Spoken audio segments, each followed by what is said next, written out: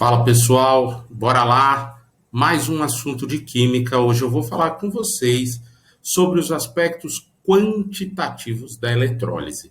Então, até agora, a gente tem que entender um pouquinho como ocorre a eletrólise, quais os produtos formados na eletrólise, quais eram os tipos ígnea, que demanda de muita energia, muito calor, e a aquosa, que a demanda de energia é um pouco menor, mas que a gente tem que ver quais são os íons que vão sofrer descarga. Agora a gente precisa pensar em quantidade, em aspectos quantitativos. O que isso quer dizer? Eu falei para vocês que a eletrólise é um processo não espontâneo, diferente da pilha, né? Que é espontânea. A eletrólise vai ocorrer o quê? A gente não precisa fornecer energia para que ela ocorra. A eletrólise, sempre que eu represento ligada a uma pilha ou ligado a uma tomada. Para quê? Porque essa pilha ou essa tomada vai fornecer elétrons para que o processo ocorra, certo?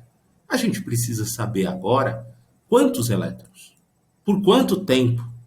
Imagina o seguinte, eu tenho essa canetinha aqui. Essa canetinha é de um material pobre.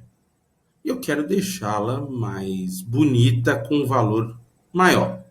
Eu vou lá e vou banhar, vou recobrir a minha canetinha e deixá-la dourada, tá? Então eu tenho que submeter a um processo em que uma película de ouro vai impregnar nessa caneta, certo? É importante saber quanto tempo eu tenho que deixar esse processo ligado. Importante também pensar qual é a massa total, quanto de ouro eu vou gastar para recobrir a minha canetinha. É isso que a gente vê nos aspectos quantitativos da eletrólise. O tempo que o processo precisa ficar ligado, ou a massa do metal que vai formar essa película. Isso tudo é importante. Mas antes de falar da química, eu quero falar da sua avó. Meu Deus do céu, professor. Cada hora você vem com um personagem diferente. Eu quero falar da sua vovó, da sua tia, do seu tio, que vira para você e fala o seguinte: a bateria está acabando. Vamos dar uma carga. E vem um menina no final, né? Então, é estranho a vovó falar lá, vamos dar uma carga no meu celular, né? Sua avó sabe muito mais de química do que você imagina. Química, física, processos eletrolíticos, tudo bem? Ela usa um termo que a partir de agora vai ser recorrente nas nossas aulas, que é carga. Na hora que a sua vovó vai lá e carrega seu celular na tomada, imagina a cena. Ela deixou o celular e o fio ligado à tomada. Tente imaginar uma situação. Toda vez que eu ligo a tomada está fornecendo por aquele fiozinho vários elétrons. Vários elétrons partem da sua tomada e vão para o seu dispositivo. Seu celular, seu tablet, seu notebook, certo? E são esses elétrons indo para o seu dispositivo que ela chama de carga. Quanto mais tempo você deixa o seu celular ligado nesse carregador, mais elétrons ele recebeu. Maior vai ser a carga, mais carregado de elétrons ele está. Imagina que é um compartimento. Ele está recebendo elétron, recebendo, ele está ficando carregado. Do quê? De elétrons. A bateria está carregada de elétrons. Então, a quantidade de carga é uma medida que diz o seguinte: o quanto de elétron ele está recebendo. Ele está armazenando. Vamos usar o gerúndio. né? O quanto de elétron foi armazenado naquele dispositivo. Essa é a quantidade de carga. E sua avó está falando direito. Menina, vamos dar uma carga, certo? E essa grandeza físico-química, a gente foi mencionada tanto por Faraday quanto por Millikan. O Faraday começa a entender um pouquinho como que é essa transferência de elétrons, como que ocorre a oxidação, a redução, como que é essa quantidade de carga, tá? Tanto que uma das unidades usadas para a quantidade de carga é o Faraday, 1 Faraday, tá? E o Millikan consegue identificar o seguinte: cada vez que 1 mol de elétron sai da sua bateria, ou melhor, sai da pilha, ou sai da tomada e vai para o seu dispositivo, isso equivale a quanto em Faraday, que é a unidade que a gente vai ver. Ou uma outra unidade muito importante que eu já comento com vocês. Certo? O Faraday vê o fenômeno de transferência de elétron. O Millikan identifica valores, tá? Então, o que eles observaram?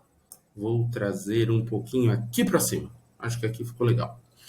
Eu chamo que é a fórmula do kit, tá? Q igual a I vezes T. Que é isso, professor?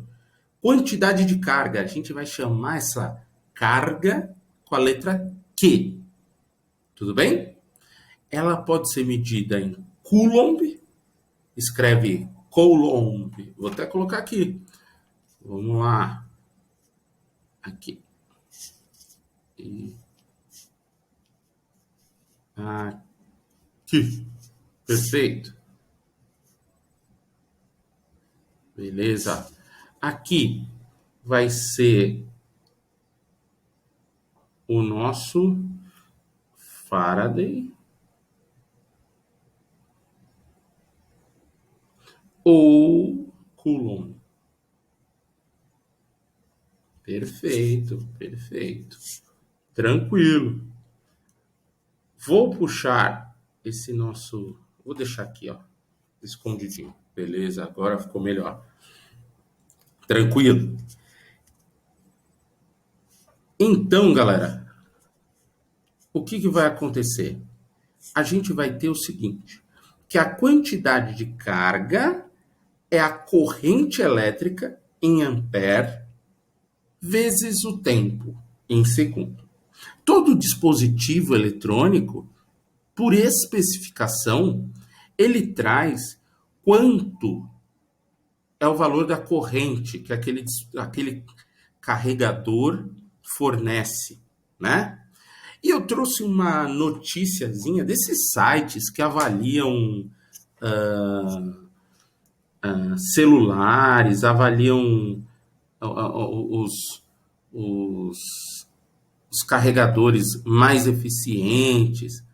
E aí, galera, trazendo isso para vocês, ele diz o seguinte: normalmente, ter um carregador com maior potência não significa que se consigam carregamentos mais rápidos, até porque os próprios equipamentos limitam a entrada da potência. Como é agora publicamente conhecido, o iPhone 6 tem uma bateria de 1.810 mAh e o iPhone 6 Plus vem com a bateria de 2.910 mAh. Já o iPhone 5 tinha uma bateria de 1.440 mAh. Até agora, ele usou uma unidade que é o ampere, que é importante para a gente. Beleza. Mas o segundo trecho que é o mais interessante. No entanto, segundo testes preliminares, usando um voltímetro e um sistema OSX, concluíram que o iPhone 6 carrega mais rapidamente com o carregador do iPad. Não é de admirar. Lei de Joule. Os carregadores que acompanham o iPhone são de 5 watts. Aí ele coloca entre parênteses, 5 volts com ampere. E os iPads, 12 watts. São 5,2 volts, 2,4 amperes. O que eu quero que vocês observem é o quê? Mais do que a potência, que é em watt, eu quero que veja a corrente, que muitos chamam de amperagem. Para a gente vai ser interessante esta amperagem aí, tá? Então, seguinte, galera, o carregador do iPhone usa 1 ampere. O do iPad vai usar 2,4 amperes, né?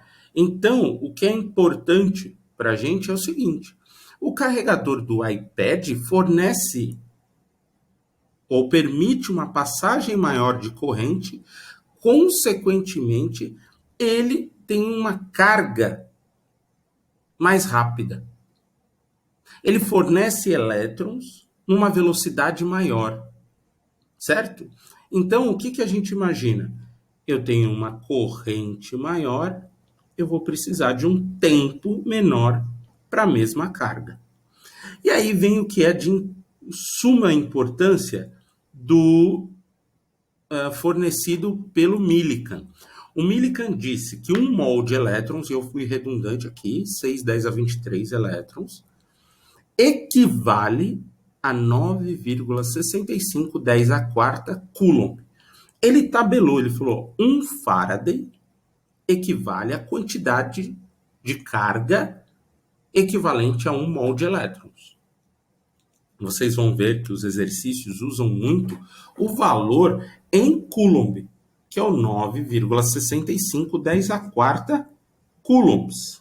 Tudo bem? Então, 1 mol de elétron fornece 9,65 10 a quarta coulombs. Perfeito, professor. Onde eu uso isso?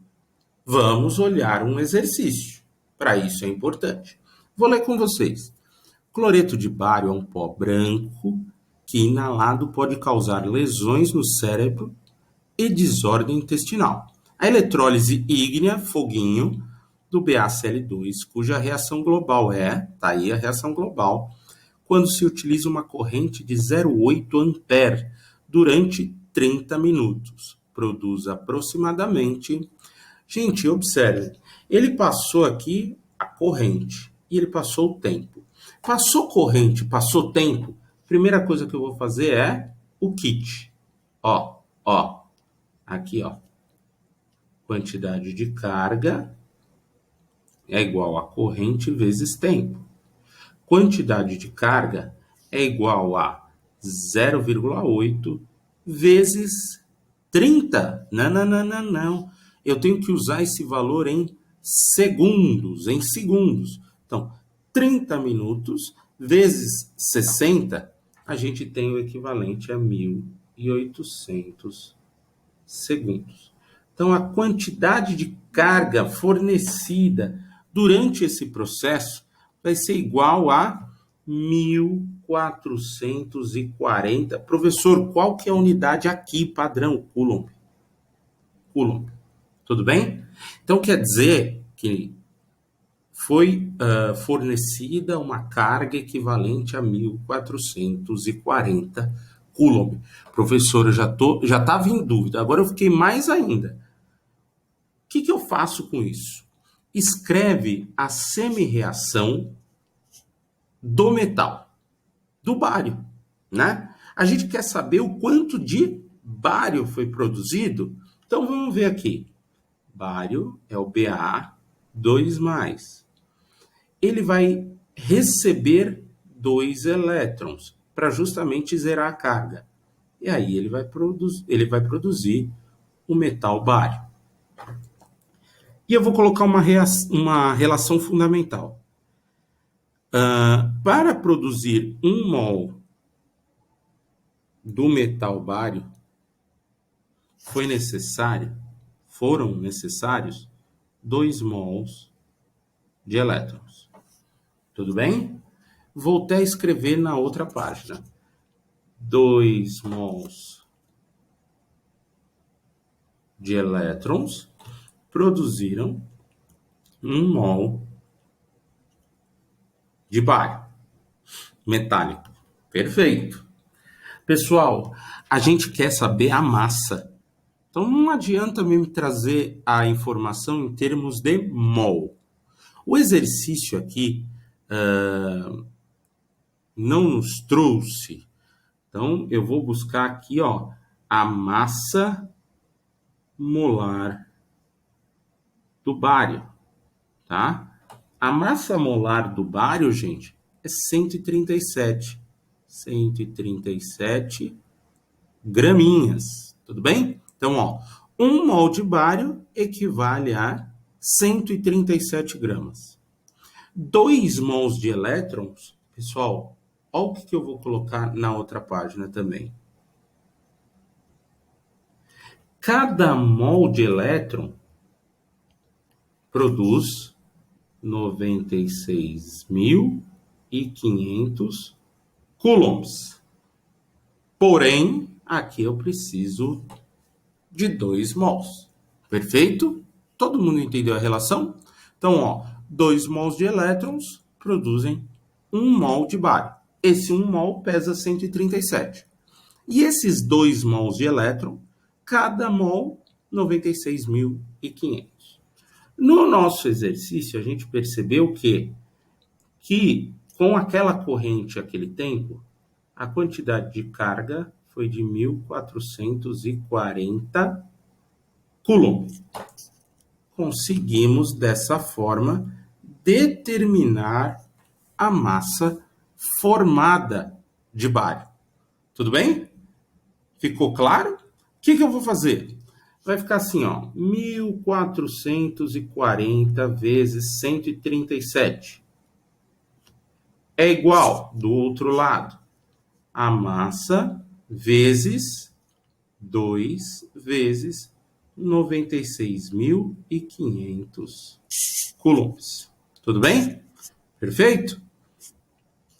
Vai ficar o seguinte: 1.440 vezes 137, a gente tem o valor de 197.280. É igual a... Então, vamos usar aqui. É igual a massa vezes 193.000. Massa é igual a 197.280 dividido por 193.000. Certo? Isso dá aproximadamente 1,022 gramas.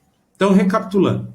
Se eu deixar o meu dispositivo ligado por 30 minutos, que é equivalente a 180 segundos, recebendo uma corrente de 0,8 amperes, eu vou ter uma quantidade de carga de 1.440. Isso produzirá uma massa de aproximadamente 1 grama de bário. Se eu deixar o meu dispositivo por mais tempo ligado, eu vou produzir uma massa maior de bário. Eu vou ter um recobrimento maior dessa massa de bário. Tudo bem? Ficou claro? Então, veja, em exercícios de aspectos quantitativos da eletrólise, a gente vai relacionar tempo, que o dispositivo está ligado, corrente e a massa formada do meu metal. Essa foi uma questão da Universidade Estadual do Ceará, tá? Tá disponível aí na internet para vocês. Perfeito? Importantíssimo saber o conceito ou as relações da estequiometria. Para isso, você precisa ter uma semi-reação bem montada. Por quê? Você precisa saber exatamente quantos mols de elétrons serão necessários para produzir 1 mol desse metal. Perfeito? Ficou claro? Galera, corre lá, curte, dá um like, se inscreve e se liga na química. Galera, tchau, tchau, bons estudos.